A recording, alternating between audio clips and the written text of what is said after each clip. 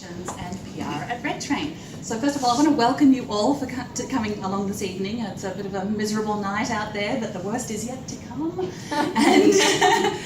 And I also want to congratulate you on taking the step to come along to benefit and better your business or your future business. I think it's a really big thing, and you deserve to congratulate yourself because there's only a few of you here.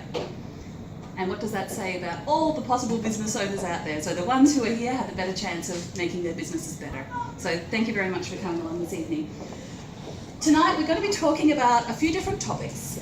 The first one is defining your client avatar. The next one is building a business, not a job.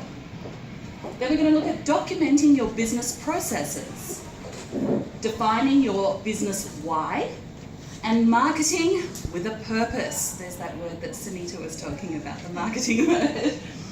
So we hope that you get some really great information and ideas, and we hope that you can apply them to your business, whether you have a business now or whether you're looking at starting a business in the future. These are very, very important things that you should take notes. You've got your little notepads and pens that we put out for you. Take lots of notes. We will be having a Q&A section, a question and answer session, at the end of the evening after we've finished speaking. So please make notes of any questions that you have throughout the evening, and we can do our very best to answer everyone's questions at the end.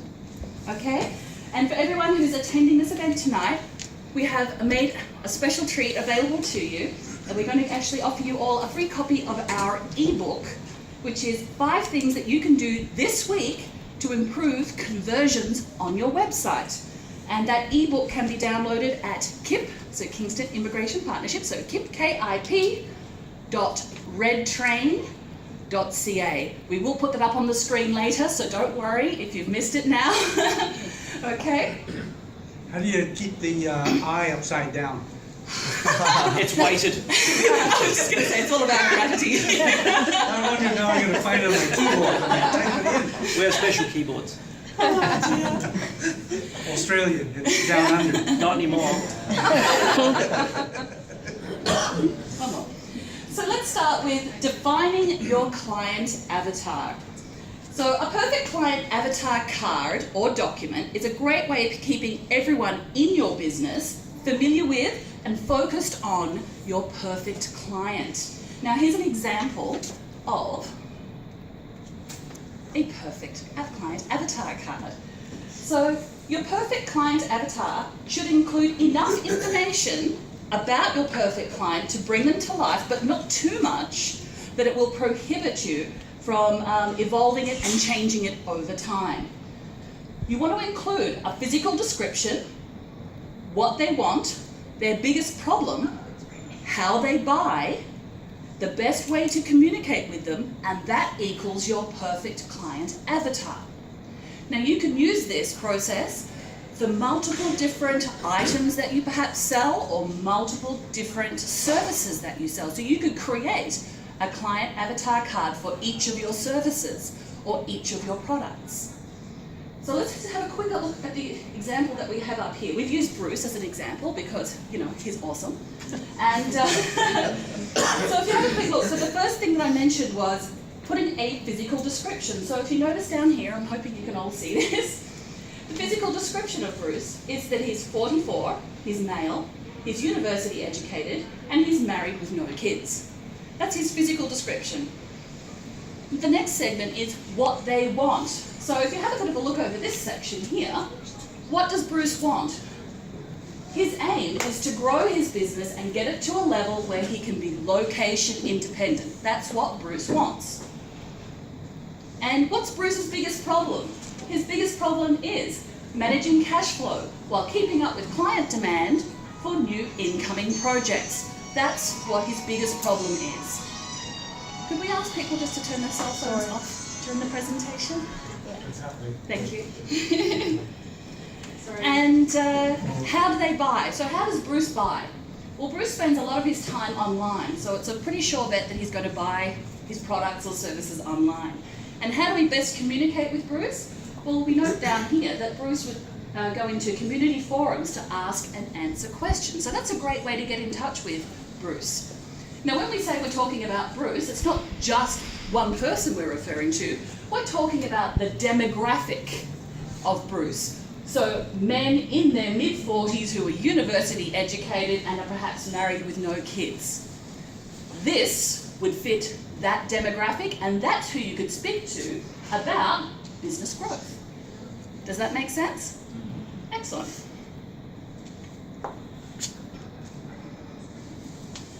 Building a business, not a job. Now this is so important for everyone. With unemployment rates at high levels, more and more Canadians are finding that the best path to a new job is creating it for themselves. Now, as a result, we're seeing an increase in the number of self-employed individuals.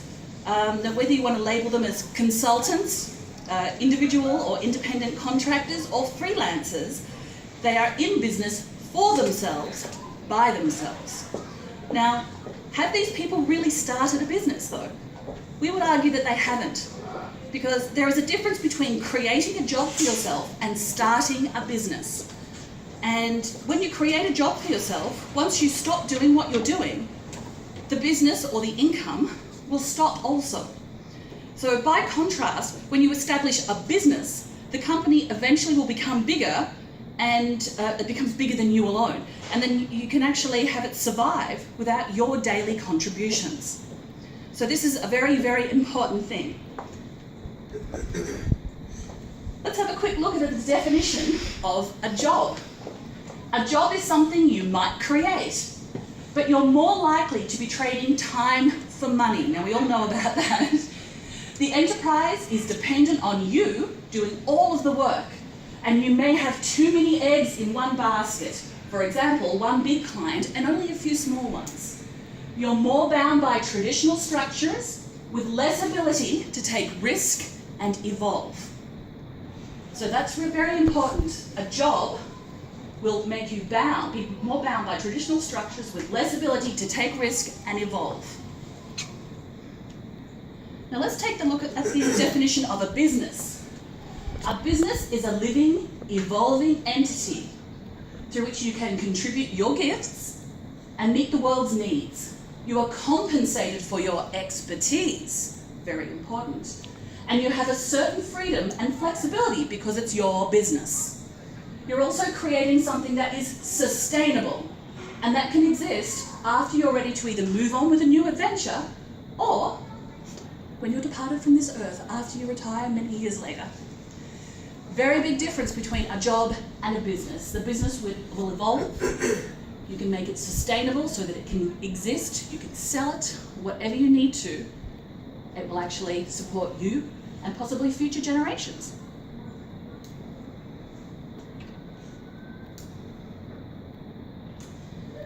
So here are 5 things that you'll need to build yourself a business.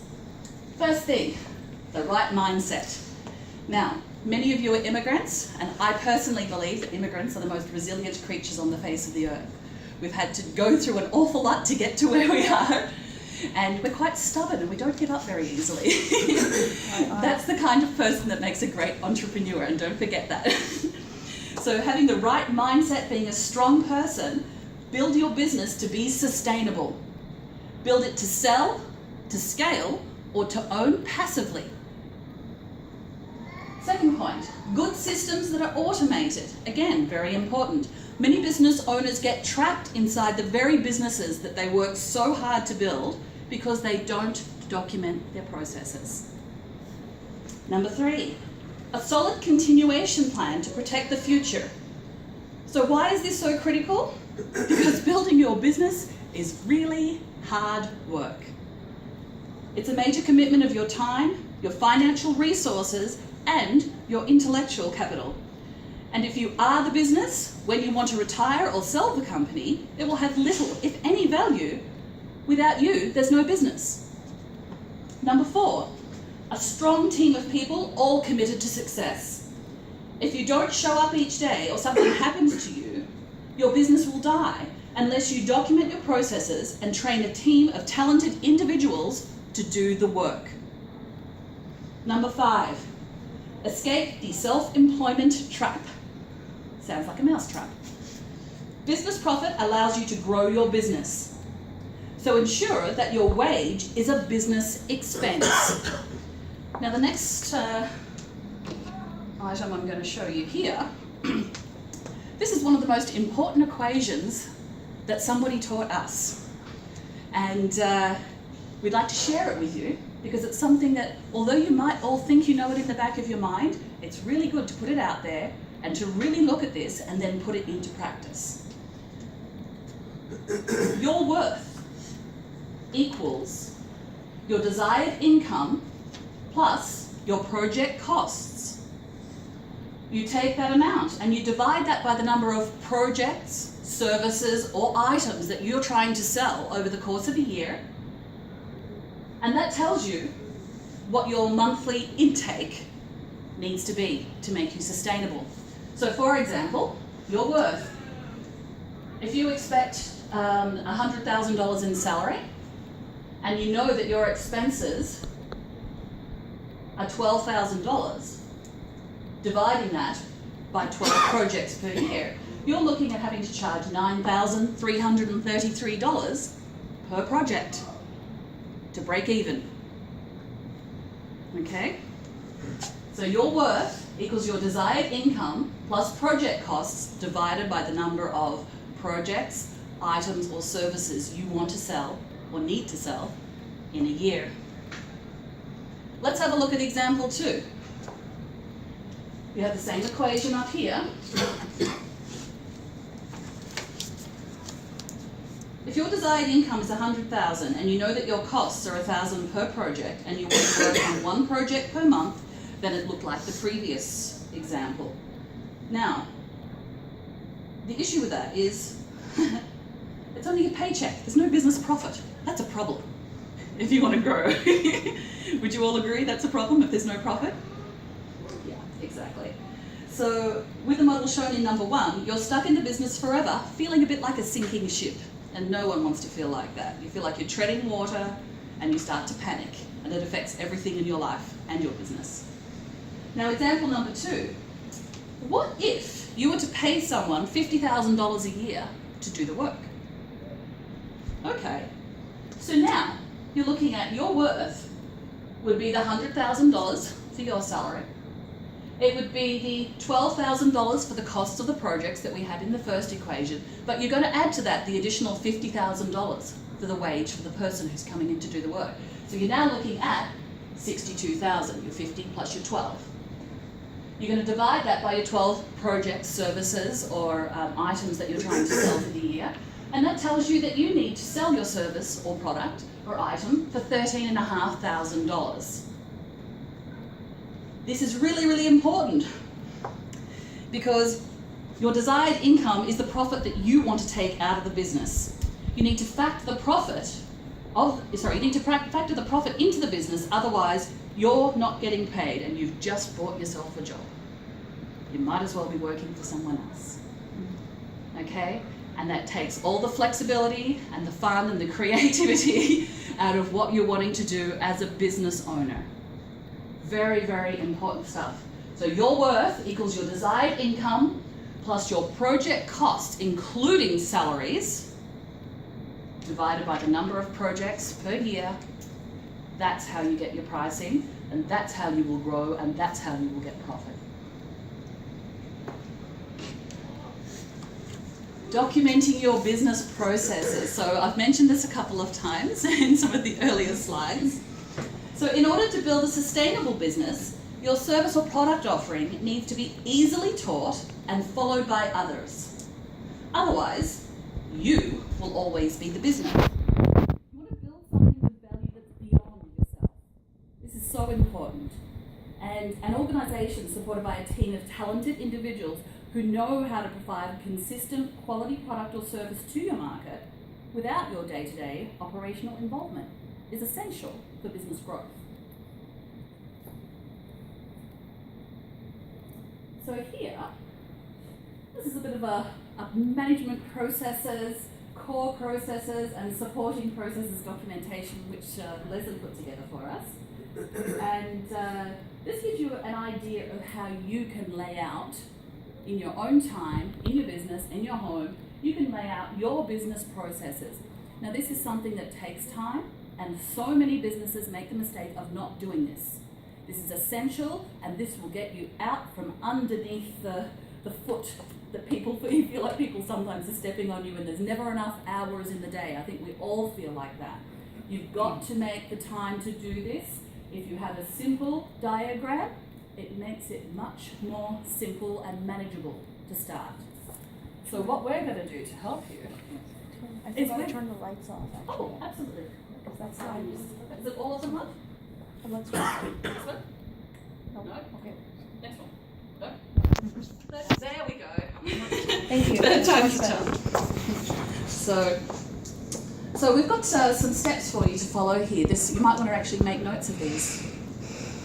So step number 1, the process name.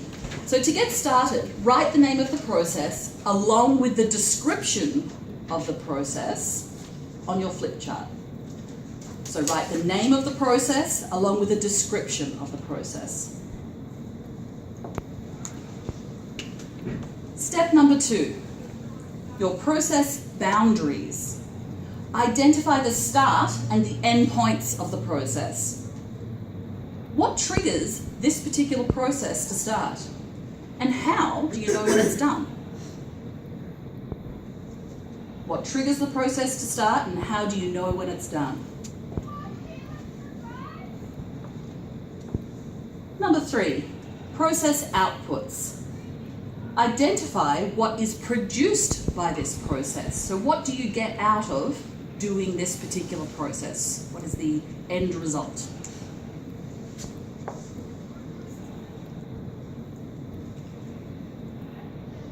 Process inputs. Identify what's needed to perform the process and where it comes from. So what's needed to perform the process and where does it come from? Number 5, process activities. This is where the fun part starts. Brainstorm the activities that need to be done to get the process from start to finish.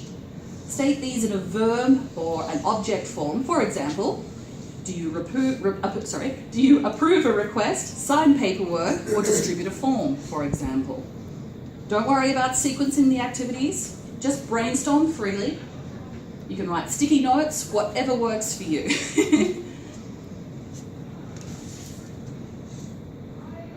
Number 6, process organisation.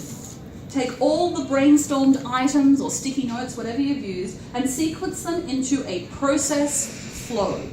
Make sure you identify the key decision points as you build the visual of your process. So taking all the items that you've written down and put them into the correct workflow as you know that they should work in your day-to-day office, factory, whatever it is that you're doing. Number 7, process review. Take a look at the sequence as a first quality check. Does it look complete based on the boundaries that you defined in step number 2? So make sure that what you've just done till now corresponds with what you wanted it to do in step number 2. Very important. It's a quality assurance that you do yourself. Step number 8, process roles. Identify the roles, so who, for example, in your business, will be completing the activities for that particular process. Assign a role to each specific process. So do we know the PIN in your business? If you have faxes coming on the fax machine and you don't have time to be running to the fax machine every 5 minutes, you could assign that task to somebody in your business that they are to go and check the fax machine 3 times a day and bring them to you. That could be a process that you could put into your business. Sunita, you probably get dozens of people coming in to see you. Maybe they want to make appointments with you. You could actually have a receptionist, for example, or a personal assistant that could actually meet with those people before they come to you and schedule appointments for you. That could be a process that you put in place. That's a wish. I'll put that on my Christmas list. Just to give you some examples, Amir, maybe you have some people working for you and it becomes a little unmanageable managing all the different things going on in the contracting world. So maybe you need to have like a project manager and the project manager reports to you. So a process that you put in place is the workers go to him first before they come to you, or he comes to you. So that's a process that stops 50 people from coming and knocking on your door all day. You just have one person coming to you. That's a process that you could put in place. Step number 9, transcribe your process. So this is where you get to place all the steps into a flowcharting diagram, or if you have it, you could also put it into a software system that would create a flowchart for you. And number 10, get the participants together, the people that you've assigned the roles to, and review the process flow. Secure approval by all the team members so that everyone knows what they're doing, how they should be doing it, and when they should be doing it. Making sure that everybody knows the process to do in your business, and then they have a chart that they can go back and refer to at any time if they're unsure. So what have you done now?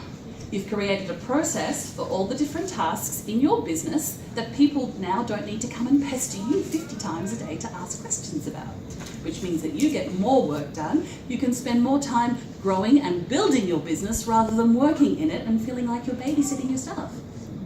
Really, really important. So I'm now going to hand over to Bruce to continue on.